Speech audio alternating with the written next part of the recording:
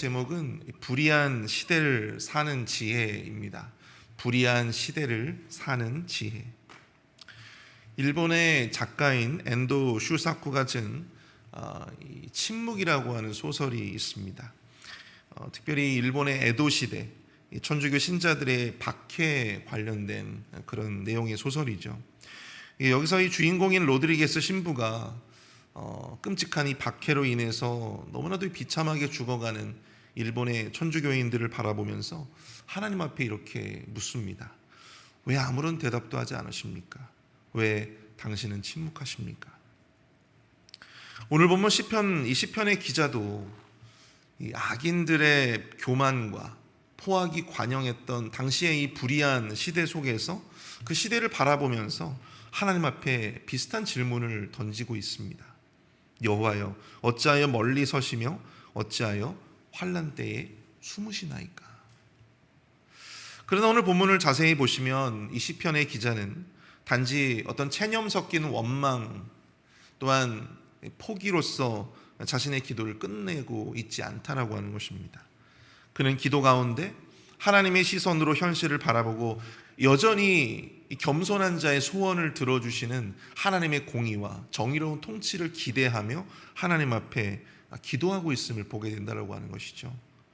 특별히 오늘 새벽에는 이 악인들이 판을 치고 그들로부터 멀리 계시고 숨으신 것만 같은 이 불의한 시대 속에서 여전히 하나님의 공의와 정의로운 통치를 바라보며 여전히 그것을 기대하며 기도하며 나아가는 우리 그리스도인들이 붙잡아야 할 영적인 지혜가 무엇인지 우리가 함께 오늘 본문을 통해서 살펴볼 수 있기를 원합니다.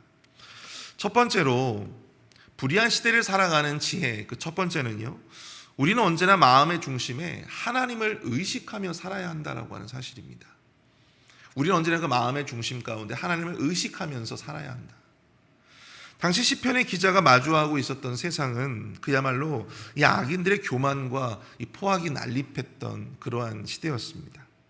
그 교만의 극치를 보여주고 있는 구절이 바로 오늘 본문 4절과 11절에 나오고 있는데요.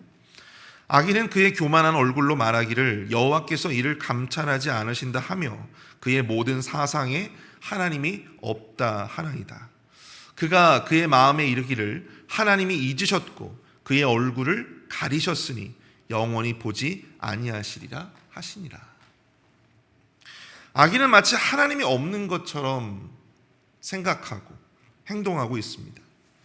악인의 포악으로 인해서 가련한 자들을 넘어뜨리고 또 이 약한 자들을 핍박하면서도 그들 스스로가 지금 그렇게 생각하는 거예요. 하나님이 없다. 하나님이 없다. 하나님이 그들 스스로 하나님이 없다 하며 하나님이 너희들을 잊으셨고 하나님이 그의 얼굴을 가리셨고 영원히 보지 않으실 것이다. 그렇게 믿고 그렇게 생각하면서 그렇게 악을 저지르고 있었다라고 하는 것입니다.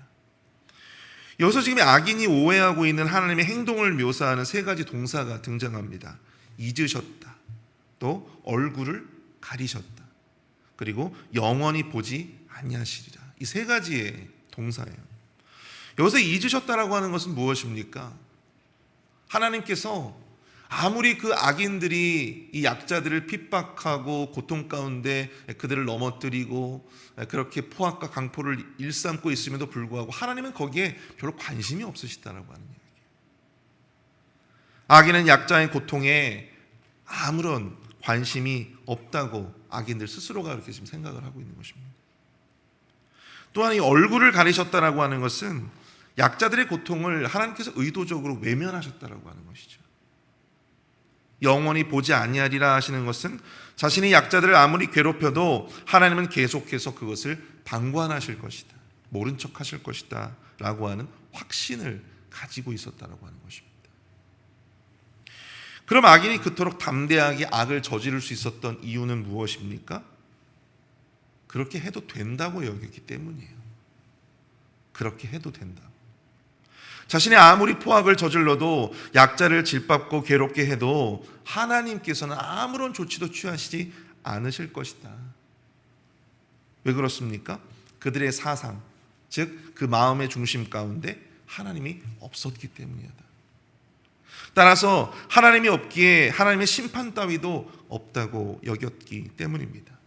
그래서 그토록 그렇게 거침없이 악을 일삼고 살았다라고 하는 사실이죠. 사랑하는 성도 여러분, 호랑이 굴에 호랑이가 없으면 누가 왕이에요? 여호가 왕이라고 합니다. 우리가 하나님을 의식하며 살지 않으면요, 우리가 하나님을 의식한다라고 하는 것, 그것은 내가 지금 하나님과 함께하고 계시고 나의 삶을 하나님께서 감찰하시고 또 내가 끊임없이 하나님과 관계하며 살아간다라고 하는 것을 의미하는 거예요. 우리가 하나님을 의식한다라고 하는 것. 근데 우리가 이 하나님을 의식하지 않으면, 우리의 마음의 중심에 하나님을 두고 살지 않으면 우리도 얼마든지 우리의 삶 속에 사사기가 펼쳐질 수 있다고 하는 사실입니다. 왕이 없으므로 스스로 자기 소견에 옳은 대로 행동하였던 바로 그 사사기의 그 악이 우리의 삶의 현장을 통해서 드러날 수 있다고 하는 것이죠.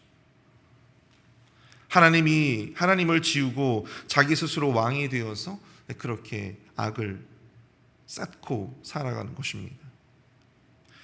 불의한 시대 속에서 우리가 우리의 마음 가운데 하나님을 의식하지 않고 더 이상 우리 마음의 중심에 하나님을 두지 않고 살아간다면 우리도 얼마든지, 여러분 시편 기자가 목도하고 있는 바로 그 불의한 시대를 살아가는 그 수많은 악을 자행하는 그런 악인의 모습이 우리가 될 수도 있다고 하는 사실을 여러분들 꼭 기억하실 수 있기를 바랍니다. 그렇지만 오늘 시편의 기자는 어떻습니까? 아마도 그가 마주하고 있는 현실은 악인들과 별반 다를 바가 없었을 것입니다. 오늘 본문 1절에서 시편 기자가 고백한 것처럼 여호와여 어찌하여 멀리 서시며 어찌하여 환난 때에 숨으셨나이까. 하나님의 응답이 없고 하나님의 공의와 정의 그리고 하나님의 통치와 섭리가 전혀 느껴지지 않는 그러한 현실 속에서 시편 기자가 바라보기에도 하나님이 멀리 계시는 듯하고 마치 숨으신 것처럼 느껴지는 그런 현실 속에서 오히려 악인들은 하나님이 없다, 봐라, 우리가 아무리 죄를 저질러도, 우리가 아무리 악을 저질러도 하나님께서는 아무런 일도 하실 수 없다, 그렇게 자신들의 죄를 쌓아가는 명분으로 하나님의 부재를 이야기하지만, 그럼에도 불구하고 시편의 기자는 같은 상황을 바라보고 있음에도 불구하고 끊임없이 하나님을 의식하고자 했다라고 하는 거예요. 하나님이 존재하시다라고 하는 것을, 하나님이 우리와 함께 하시다라고 하는 것을, 하나님께서 이 모든 상황을 감찰하시고 바라보고 계신다라고 하는 사실을 이 시편의 기자는 끊임없이 의식하고자 했다라고 하는 것입니다. 14절을 보십시오. 주께서는 보셨나이다. 주는 재앙과 원한을 감찰하시고 주의 손으로 갚으려 하시오니 의로운 자가 주를 의지하나이다. 주는 벌써부터 고아를 도우시는 이신이이다. 세상의 불의는 여러분들 여전했습니다. 그가 지금 하나님 앞에 기도하는 그 순간에도 세상의 불의는, 악인들의 악은 계속 자행되고 있었어요. 그러나 그 속에서도 시편의 기자는 감찰하시고 심판하시는 하나님을 여전히 의식하고 바라보고 있다고 하는 것입니다. 여호와 하나님이 이미 악인들의 죄를 보셨고 그 죄를 반드시 갚으실 것이다라고 하는 것을 이 시편의 기자는 확신하고 있다라고 하는 것입니다. 불의한 세상 속에서도 하나님께서 여전히 일하시고 계시다라고 하는 분명한 확신과 믿음이 그의 안에 있었다라고 하는 것이죠. 여러분들 등대를 아시죠? 어두운 밤에 만약에 여러분들이 선장이 되어서 배를 타고 거센 폭풍이 몰아치고 있는 어두운 밤에 이 바다를 항해하고 있다고 생각해 보시길 바랍니다. 근데 저기 멀리서 등대의 불빛이 보여요. 등대는 폭풍과 파도를 멈추게 해줄 수는 없습니다. 어두운 밤을 대낮처럼 환하게 만들어줄 수는 없어요. 그러나 그 등대의 불빛은 우리가 과연 어디로 가야 하는가, 어디를 향해 가야 하는지를 우리에게 분명하게 가르쳐주고 있다고 하는 것입니다. 어디로 우리가 배를 몰아야 목적지로 향할 수 있게 되는지를 분명하게 보여준다고 하는 사실이죠. 불의한 시대 속에서, 영적으로 어두운 그런 시대 속에서 우리가 하나님을 끊임없이 의식하며 살아간다고 하는 것은 어쩌면 이 어두운 밤에 거센 폭풍을 뚫고 등대의 불빛을 바라보면서 외롭게 그 배를 끌고 가는 그런 모습과 같지 않을까 생각을 해봅니다. 우리는 거센 폭풍을 바라보며 가서는 안 됩니다. 우리는 파도를 바라보며 가서는 안 돼요. 우리가 여전히 바라봐야 할 것은 무엇입니까? 바로 우리를 향해 비추는 그 등대의 불빛이죠.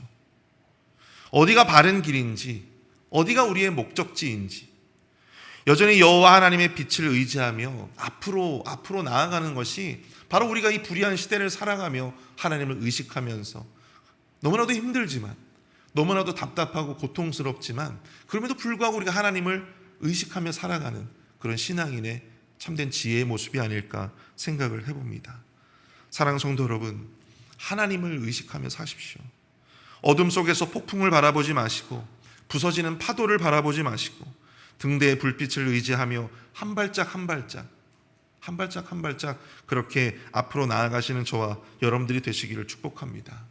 그러다 보면 이 불의한 시대 속에서도 하나님의 공의가 새로워지고, 하나님의 정의가 실현되어지는 것, 하나님의 정의와 질서가 바로 세워지고 우리의 기도가 응답되어지는, 그것을 여러분들 충분히 또한 그것을 경험하게 되실 줄 믿습니다. 우리가 그것을 믿고 의지하며 하나님을 의식하며 살아가시는 저와 여러분들이 되시기를 축복합니다. 두 번째로, 이 불의한 시대를 살아가는 우리 그리스도인들의 영적인 지혜 두 번째는요, 이 변함없는 믿음으로 우리 하나님을 향한 기도를 멈추지 말아야 한다라고 하는 것입니다. 변함없는 믿음으로 우리 하나님을 향한 기도를 멈추지 말아야 한다. 하나님의 공의가 더 이상 작동하지 않는 것 같은 이 불의한 세상 속에서 우리가 하나님을 의도적으로 의식하면서 살아야 한다고 했어요. 그럼 이제 두 번째로 우리가 가져야 할 영적인 지혜는 무엇이냐면, 변함없는 믿음으로 하나님을 향한 우리의 기도를 멈추지 말아야 한다고 하는 것입니다. 우리 17절과 18절을 함께 보겠습니다. 여호와여, 주는 겸손한 자의 소원을 들으셨사오니 그들의 마음을 준비하시며 귀를 기울여 들으시고, 고아와 압제당하는 자를 위하여 심판하사 세상에 속한 자가 다시는 위협하지 못하게 하시리이다. 아멘. 오늘 본문의 기자는 단순히 하나님을 향한 원망과 이 세상을 향한 체념, 그것으로 일관하지 않고 있습니다. 그는 궁극적으로 하나님의 공의와 하나님의 정의가 반드시 실현될 것임을 믿고 있어요. 확신하고 있는 것입니다. 특별히 오늘 본문 17절을 보시면 시편 기자는요, 하나님을 어떻게 소개하고 있습니까? 설명하고 있습니까? 겸손한 자의 소원을 들으신다. 겸손한 자의 소원을 들으신다고 해요. 여기서 겸손한 자는 어떤 사람입니까? 바로 악인의 억압을 받고 있는 약자를 의미하고 있어요. 하나님이 자신의 기도를 들으신다라고 하는 것을 믿음으로 확신하면서 그렇게 악인으로부터 압제와 고통을 받고 있지만, 그럼에도 불구하고 여전히 하나님 앞에 기도하고 있는, 여전히 그럼에도 이 기도의 이 끈을 놓지 않고 있는, 기도를 멈추지 않고 있는 바로 그러한 자들을 의미하는 것입니다. 하나님이 들으시지 않는 것 같다고 이 기도를 포기하는 자들이 많이 있죠. 응답이 없다고 기도를 멈추는 자들이 있습니다. 그러나 그럼에도 불구하고 하나님은 기도를 멈추지 않는 자들에게 반드시 응답하시고 역사해 주신다라고 하는 사실을, 그 사실 하나만을 믿고 지금도 열심으로 기도하며 나아가는 사람들, 하나님께서는 바로 그러한 자들의 기도와 소원을 응답해 주시는 분이다.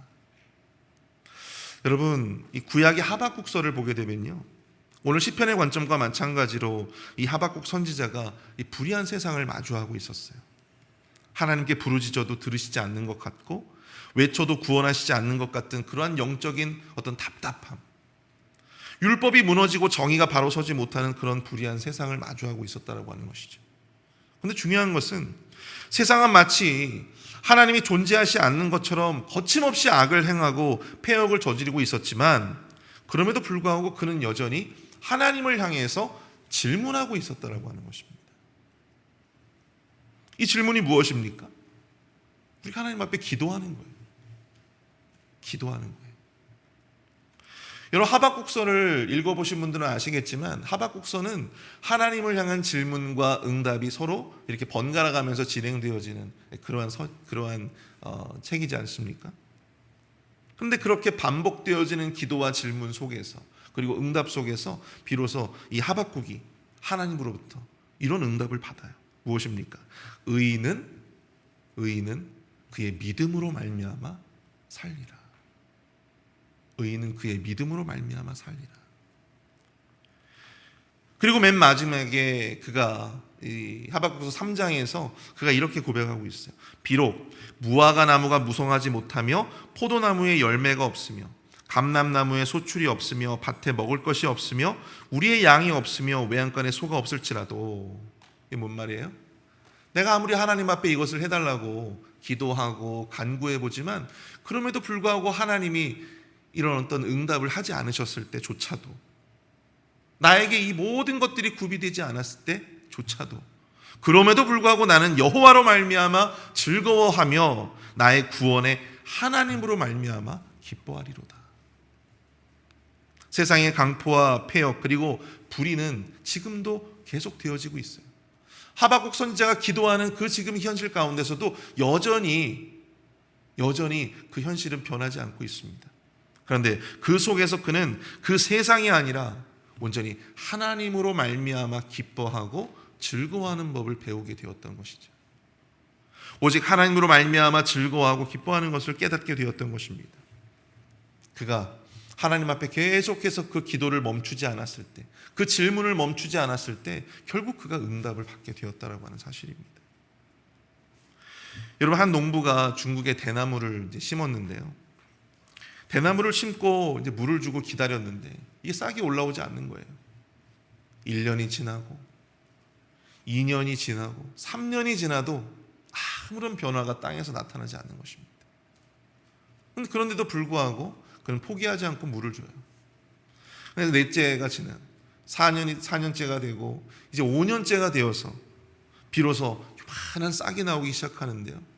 근데 이게 웃기는 게 이게 불과 몇 주 만에 이게 20에서 30m까지 자라게 되는 거예요. 사람들이 묻습니다. 대나무는 이렇게 몇 주 만에도 이렇게 자랍니까? 크게 자랍니까? 근데 그게 아니죠. 이 대나무는 5년 동안 자라왔던 것입니다. 그 밑에 그만큼의 깊고 넓게 그 뿌리를 내리고 있었다라고 하는 사실이죠. 하나님을 향한 우리의 기도도 마찬가지입니다. 우리는 아무것도 변하지 않은 현실 속에서 기도해도 이거 뭐 아무것도 응답되지 않고 변하지 않은 이 현실 속에서 내가 지금 하고 있는 이 기도가 무슨 의미가 있고 내가 이렇게 한다고 해서 뭐가 바뀔 수가 있겠는가 라고 하면서 낙심할 수 있지만, 하나님은 그럼에도 보이지 않는 곳에서 지금도 여전히 일하시고 계시다라고 하는 사실입니다. 우리가 지금 이렇게 뿌렸던 그 기도의 씨앗은요, 지금도 여러분들 눈에는 보이지 않지만, 우리의 지금 현실의 눈에서는 보이지 않지만, 그럼에도 불구하고 그 기도의 씨앗은 지금도 뿌리 내리고 있고 지금도 그 기도의 열매가 자라고 있다라고 하는 사실이죠. 사랑하는 성도 여러분, 불의한 세상에서 승리하는 것은 하나님을 향한 소망의 끈을 놓지 않는 것입니다. 그것이 무엇입니까? 바로 우리의 기도를 멈추지 않는 것입니다. 우리의 기도와 간구를 들으시지 않는 것 같아 보여도 그럼에도 우리는 우리의 기도를 멈출 수 없는 것입니다. 그럼에도 우리는 우리의 기도를 포기하지 말아야 한다고 하는 사실이죠. 하나님은 겸손한 자의 소원을 들으신다라고 하는 이 시편 기자의 이 말씀을 기억하시고, 이 불의한 시대 속에서 응답이 없는 시대 같아 보여도 그럼에도 불구하고 우리가 뿌려야 할 그 기도의 씨앗을 온전히 우리의 그 기도의 자리에서, 그 예배의 현장에서 뿌리실 수 있는 저와 여러분들이 되실 수 있기를 축복합니다. 하나님께서는 그 기도의 소원을 온전히 들으시는 분이신 줄로 믿습니다. 우리가 오늘 이 말씀을 생각하시면서 함께 좀 기도할 수 있기를 원합니다.